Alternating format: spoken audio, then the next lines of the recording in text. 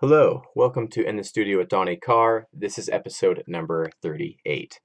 Today, the topic of discussion is Grosbeat, a very powerful native FL Studio plugin, and I thought it merited a little discussion. I'll be running over some basic features first for the more beginners, and then I have a nice little nifty technique that's a more creative way to use Grosbeat.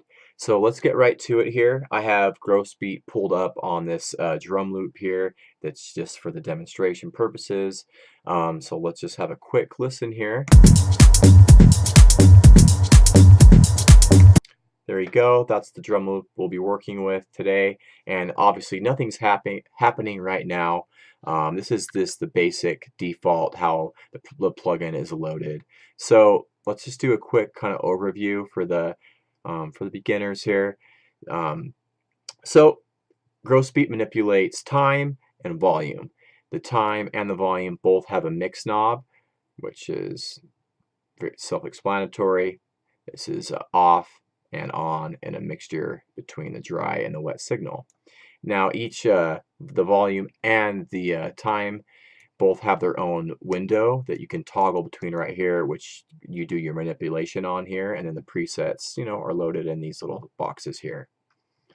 So on the left-hand side, this is just the snap to grid function. So I'm just going to leave it on quarter note for now. And let's start with the volume because it's a little bit easier to explain than the time. So we'll swap over to the volume tab. And it's simple. On the very bottom, 0 volume. On the top, full volume or the original volume. So this is just a simple fade curve here. And Grosbeat loops over a 1 bar or 4 beats. You can switch that down here if you would like, but we're going to leave it on 4 beats for now. So there's some really useful curves in here. So you could do side chaining if you're working with a bass or some kind of lead or pad or anything that you want to side chain. You got a side chain curve here, and there is a nice little there's a attack and release on this too, which is useful for the side chaining. You can gate things here.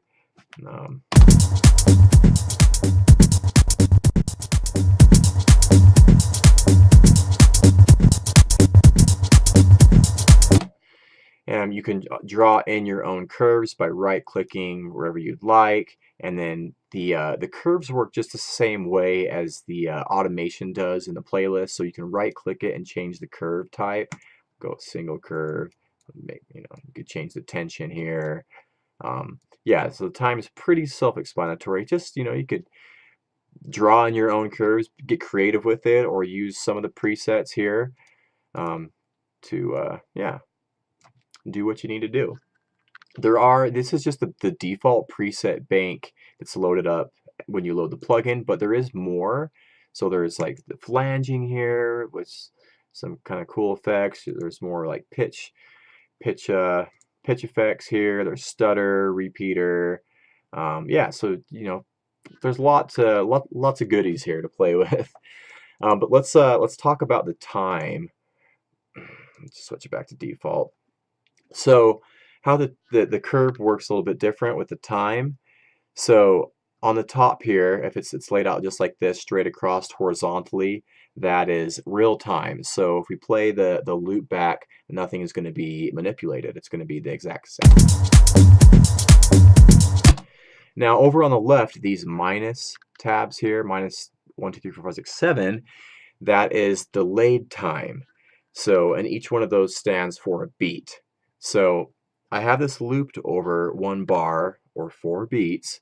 So if I pull this down to -4, let's actually turn this to a single curve. If I pull this down to -4, I'm playing 4 beats. I'm playing 1 bar.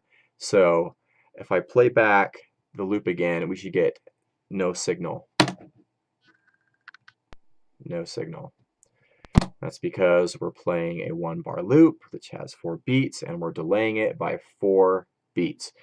And so it's never going to leave the start point here. Hope that makes sense. Now, if we pull this down to 2, then in that 1 bar space, in that 4 beat space that we're looping over, it's only going to cycle through 2 of those beats, so it'll be half time. If we pull it up to 1, it's going to be delayed by 1 beat, so it's going to cycle through 3 of those beats rather than 4. So on and so forth. I hope you get the point there. It's only cycling through 1 of the beats there because it's delayed by 3. Okay, so that's how the graph works for the time. Yeah, for quite some time I had no idea. I just played around with it until I found something that I liked. But that's how the graph is set up. So now let's get to the more creative technique, and we'll be using actually the volume tab for this. So let's hop on over to the volume. So what you can do, you can actually pull in audio to the screen here, and GrowSpeed will analyze it. So say I'm using this drum loop in one of my tracks. We could pull in the audio. It'll analyze it, and it'll create a curve that mimics, the transients and the flow of whatever your source audio is. So what you could then do, say I want to maybe create some sort of like just atmospheric noise underneath that loop that kind of matches the flow and the transient. We can do that super easy with GrowSpeed, and it's a pretty creative way to use it. So we have the analyze track here.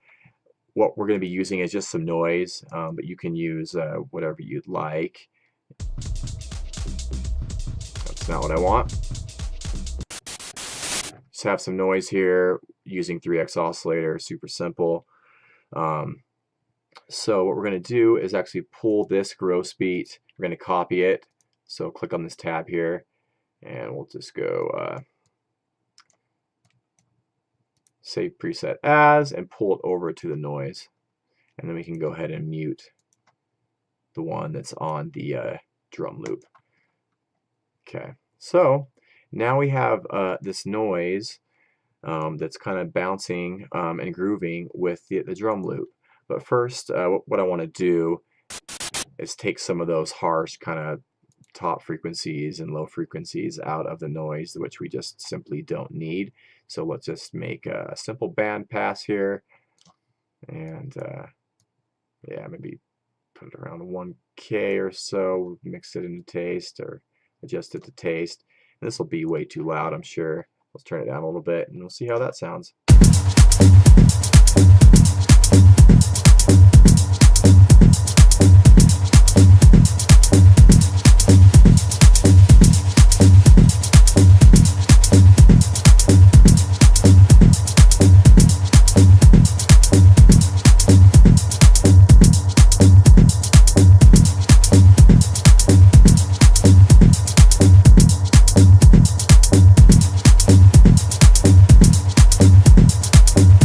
I hope you could hear there that when I turn off the noise, it feels like we're missing something. That white noise really helps fill out those frequencies.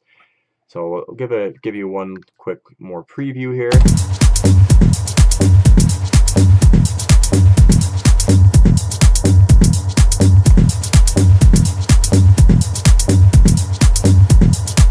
Yeah, it's nice. It's gelling with the drum groove because it has the same kind of volume automation, if you will, that the drum groove has. And then you could also make this give it a little bit more movement by maybe doing some filter modulation. So you could modulate this a little bit with an LFO or something.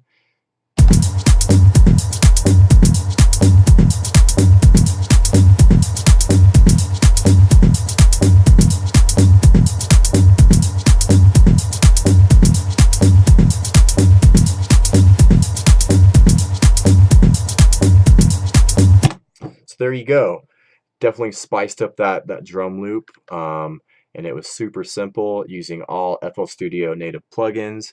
Yeah, that's the video for today. I thought it was a fun little technique to share with you, so I hope you enjoyed it.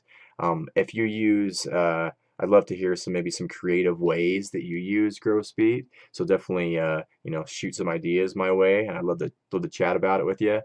But yeah, until next time, happy producing, and I'll see you later.